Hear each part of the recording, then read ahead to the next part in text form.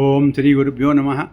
జ్ఞానానందమయం దేవం నిర్మలస్ఫటికాకృతిం ఆధారం సర్వవిద్యానాం హయగ్రీవ ఉపాస్మహే.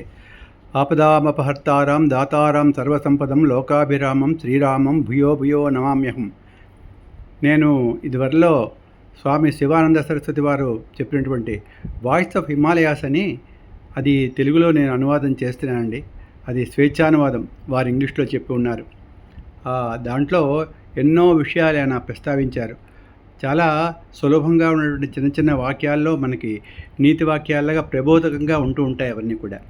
దాంట్లో ఇంతవరకు కూడా పదో చాప్టర్ ఇప్పుడు అవుతోందండి. 10వ చాప్టర్లో పతంజలి యోగా ఆక్యులేట్ పవర్స్ ఆఫ్ యోగా అని యోగా పతంజలి అది చెప్తున్నారు ఆయన. దాంట్లో నేను ఇంతవరకు కూడా 130 వరకు చెప్పాను. అంటే వాక్యాలు నేను 131 నుంచి చదువుతున్నాను. ఇప్పుడు నేను నెంబర్ సంఖ్య చదవట్లేదండి, అలా ఒక వాక్యం చదువుకుని వెళ్ళిపోతున్నాను. ఇదివరలో కూడా అలాగే చేశారు. స్వామి చెప్తారు, శాంతియుతంగా ఉండే మనసులోనే స్వేచ్ఛ మరియు శాశ్వతమైన ఆనందం ఉంటుంది. తర్వాత అంటారు ఆయన, మనసులోకి తీసుకో అంటే మనసుని లోనికి తీసుకో అంటే నియంత్రించుకో, దాన్ని అలాగే ఉంచు. అప్పుడు నువ్వు వెలకట్టలేని తరగని అసలైన నిధిని పొందుతూ ఉంటున్నారు. ఆ నిధి ఏంటంటే అది మనకి అందరికీ నిధి అంటే ఏమిటంటే ఈ శాంతి సౌఖ్యం ఉండేటువంటి పద్ధతి మనకు ఉండాలి. అందరికి కూడా ఏంటి, ధనం, పుత్రేక్షణ, లేకపోతే భార్యేక్షణ, లేకపోతే ధనేక్షణ, ఆ ఈక్షణత్రయం ఉండాలి, పోవాలి. అవన్నీ పోయి మనకి అసలైన ఆనందం వస్తుంది. అంటే అవి ఏం చేయాలంటే మన మనస్సును లోపలికి తీసుకోవాలంటే అంతర్ముఖులకు కావాలని చెప్పడం అనమాట స్వామివారు. అంతర్ముఖ సమారాధ్య బహిర్ముఖ సుదుర్లభాలే అమ్మవారిని అంటారు కదండి. అది తర్వాత చెప్తున్నారు ఆయన, మన మనస్సును అంతరాత్మ ప్రబోధించే విధంగా కూడా మలుచుకో అని చెప్తున్నారు ఆయన. ఇంద్రియాలను నియంత్రించు, మనస్సును నియంత్రించుకో, మనస్సును భగవంతుని యందు నిలుపు. సాధకుడు ముఖ్యంగా చేయవలసింది ఇదే అంటున్నారు ఆయన. నువ్వు నీ యందు ఉండే వ్యతిరేకతను పోగొట్టుకొని విశ్వజననీయతను నీ యందు పెంచుకో. ఇదే సాధన, ఇదే యోగము. తర్వాత అంటున్నారు, ఎవరైతే తన మనసును నియంత్రించుకుంటారో వారికి సంపూర్ణమైన స్వేచ్ఛ లభిస్తుంది అంటున్నారు. వచ్చే ప్రతి ఆలోచనను విడిచి ఉండడానికి ఏకాగ్రతతో సాధన చేయి. అలాగా మనకి ఈ తామరతంపగా అలా వచ్చేస్తుంటే ఆలోచనలు, అది వాటిని ఒకే ఆలోచన మీద మనం ఉండకూడదు. ఆలోచనలు అలా వస్తూ ఉంటే అలా తుంచుకుంటూ వెళ్ళాలి మనం. వాటిని ఏకాగ్రతతో సాధన చేస్తే సాధ్యం అంటున్నారు స్వామి. ఏకాగ్రత ధ్యాన సాధన ద్వారా నువ్వు నీ మనసులోని సంశయాలను పోగొట్టుకుంటావు, మరియు గ్రహింపు శక్తి పెంపొందించుకొనగలవు, జ్ఞాపకం పెంచుకోగలవు, తెలివితేటలు పెంచుకోవడం అవుతుంది. నీ మీద నీకు నమ్మకం కుదురుతుంది, ఆశావాదం, శాంతియుతంగా ఉండే మనసు కుదురుతుంది. మనస్సును, ఇంద్రియాలను అదుపులో ఉంచుకునేటువంటి శక్తి నీకు లభిస్తుంది. అంటే ఏకాగ్రత వలన ఎన్ని ఉపయోగాలు ఉంటాయో స్వామివారు మనకు చెప్తున్నారన్నమాట. ఇప్పుడు ఆలోచన శక్తి గురించి చెప్తున్నారు, పవర్ ఆఫ్ థాట్ అని చెప్తున్నారు ఆయన. మనిషి మంచి ఆలోచనలు తెలియచేయడం అనేది గొప్ప శక్తి బలం అని చెప్తున్నారు. అది ఆ శక్తి బలం ఉంటాయి ఇవి రెండు కూడా. నువ్వు ఆలోచన చేయి, ఎందుకంటే నువ్వు గొప్ప విశ్వజనిత ఆలోచనలు చేయగలవు, అవి నువ్వు పంచుకోగలవు అంటున్నారు. ఇక్కడ మనకి అబ్దుల్ కలాం గారిని తీసుకుంటే ఆయన ఎన్నో చక్కటి, మనకి అబ్దుల్ కలాం గారు, రామకృష్ణ పరమహంస, వివేకానందులు, వీళ్ళందరూ కూడా వాళ్ళ ఆలోచనల్లోంచి చక్కటి ఆ సూక్తులు మనకు వస్తుంటాయి. మనకి పూర్వం వేదాలు ఉన్నాయి, అవి ధర్మం ఎలా చేయాలో చెప్తాయి. వాటిని అనుసరించి స్మృతులు అనేవి వచ్చాయి. శృతి అంటే వేదం, స్మృతి అంటే ఋషులు. మనకి యాజ్ఞవల్క స్మృతి, పరాశర స్మృతి, ఇప్పుడు కలియుగంలో పరాశర స్మృతి నడుస్తోందని చెప్తారు. ఈ స్మృతులు ఏంటంటే వాటిని వేదాలను ఆధారంగా చేసుకుని స్మృతులు అన్నమాట చెప్తాయి మనకి విషయం, ఇది చేయాలి, ఇది చేయకూడదని. అలాగా ఈ మహానుభావులు ఆలోచనలు చేస్తుంటే వాళ్ళ ఆలోచనలో చక్కటి విషయాలు మనకి వాళ్ళకి గోచరవుతాయి, అవి మనకు చెప్తూ ఉంటారు వాళ్ళు.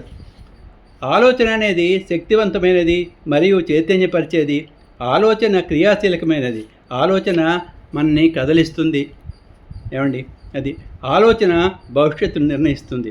మనం చేసేటువంటి పని ఆలోచన మీద ఆధారపడి ఉంటుంది కదండి. మన క్రియా పని అనేది అది మంచి ఆలోచన వచ్చి మంచి పని చేస్తే భవిష్యత్తులో అది మంచిది అవుతుంది. అది అంటే భవిష్యత్తు నిర్ణయిస్తుంది దాన్ని. నీ ఆలోచనలే నువ్వు, నీ ఆలోచనే నిన్ను గొప్ప సాధుపొంగవునిగాను లేక పాపాత్మునిగాను మారుస్తుందని చెప్తున్నారు. Either this or that. అయితే గొప్ప యోగి, గొప్ప మహానుభావుడు అవుతాడు, లేదా అంటే వాడు చేసుకున్న కర్మను బట్టి పాపి అవుతాడు. అది చెప్తున్నారు. ఆలోచనే దానికి ముఖ్యం అంటున్నారు. మంచి ఆలోచనలే మనిషిని సరిదిద్దగలవు. అహం బ్రహ్మోస్మి అంటే అదే అహం బ్రహ్మోస్మని మనం వచ్చి నేనే బ్రహ్మనని అంటే ఆ జ్ఞానం పొందిన వాళ్ళకి అది సిద్ధిస్తుందని, అది నేనే బ్రహ్మం అని ఆలోచన చేయి, బ్రహ్మం వికా అంటున్నారు. అంటే చివరికి దాని గురించి ఆలోచిస్తుంటే యద్భావం తద్భవతని, ఏదైతే చేస్తామో అదే అవుతాం, అలా చెప్తారు. పవిత్రమైన ఆలోచనను భగవంతుని గురించిన ఆలోచనలు కలుగజేసి అవి మనలో నిరంతరం నిలిచేటట్టుగా చేస్తాయి. మంచి ఆలోచనలు కావాలి మనిషికి, ఎప్పుడు కూడా చెడ్డ ఆలోచనలు ఉండకూడదు. మంచి ఆలోచనలు చేస్తుంటే ఏంటంటే భగవంతుని గురించి ఆధ్యాత్మిక వైపు అవి క్రమేపీ మరలుతాయి. అవి మనలో అలా నిలబడి ఆలోచన మనకి ఆ జ్ఞానాన్ని ప్రసాదిస్తాయి. అది చెప్తున్నారు స్వామి. ఇంతకు పూర్వం నీలో ఉన్న ఆ చెడ్డ ఆలోచనలను తిరిగి తిరిగి నీకు వస్తూ ఉండడానికి ప్రయత్నం చేస్తూ ఉంటాయి. ఈ కారణం చేత ఆలోచనల నియంత్రణలో ఈ విషయంలో జాగ్రత్త తీసుకోవాల్సి ఉంటుంది అని చెప్తున్నారు స్వామి. తర్వాత ద్వేషపూరిత ఆలోచనలు మనసును కలుషితం చేస్తాయి. తర్వాత చెప్తున్నారు ఆయన, అర్ధరహితమైనటువంటి ఆలోచనాశక్తి అది నిరుపయోగంగా ఉంటుంది మనకి.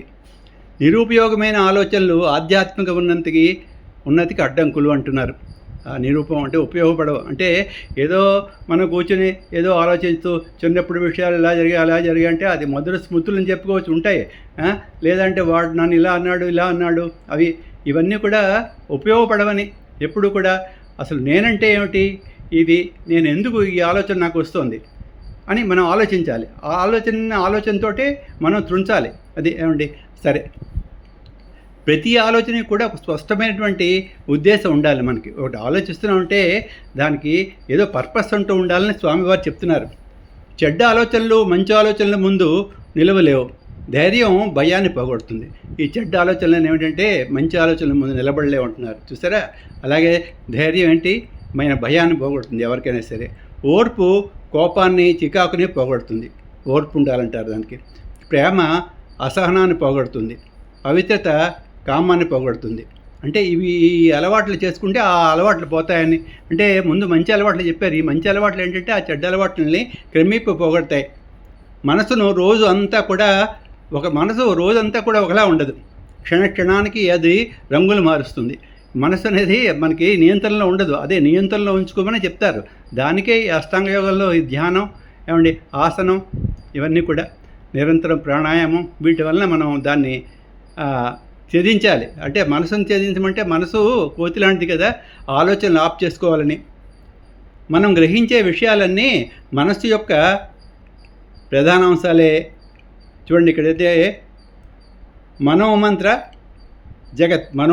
జగత్ అంటే ఈ మనస్సులో ఉంటే ఈ ఊహలో ఆలోచనలు ఇదంతా ప్రపంచం అంతా కూడా ఈ మనసులోంచే వస్తుందని అర్థం అన్నమాట. అది ఈ ప్రపంచం మన మనసే సృష్టి లయాలకు మూలం. మన మనసే సృష్టి చేసుకుంటుంది, అదే ముగింపు దానికి పలుకుతుంది. మన మనసే అన్నిటికీ కారణం. అది చేదు తీపి అనేవి వస్తువుల్లో ఉండవు, అవి విషయంలో ఉంటాయి. ఎందుకంటే అవి మనస్సు చేత సృష్టింపబడతాయి అని చెప్తున్నారు ఆయన. వస్తువుల్లో మనసు తాదాప్యం చెందడం వలన సమీపంలో ఉండేవి దూరంగా ఉండేవి దగ్గరగా ఉన్నట్లు భావిస్తుంది. మనసు తన శక్తితో ఈ ప్రపంచాన్ని తన కన్నుల ముందు సృష్టించుకోగలదు, రద్దు చేసుకోగలదు. మనసు అంటే కావాలంటే ఒక నిమిషంలో అది సృష్టి చేసుకుంటుంది. మన నిమిషంలోనే పేకమండలా కూల్చివేసుకోగలదు కూడా.